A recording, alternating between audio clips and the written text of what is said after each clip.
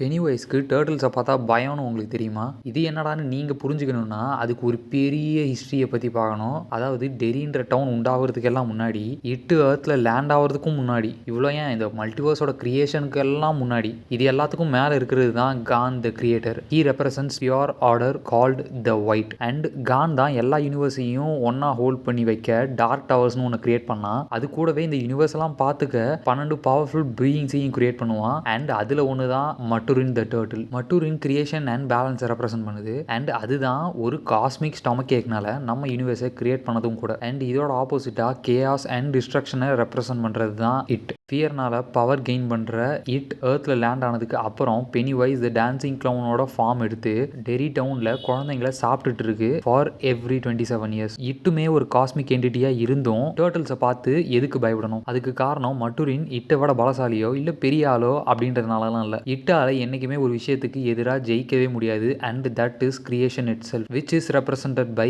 மட்டுரின் the turtle. இது மாதிரி மேலும் நிறைய novels, comic books and fantasy based entertainment deep டேஸுக்கு நம்ம சேனலை சப்ஸ்கிரைப் பண்ணி வச்சுக்கோங்க.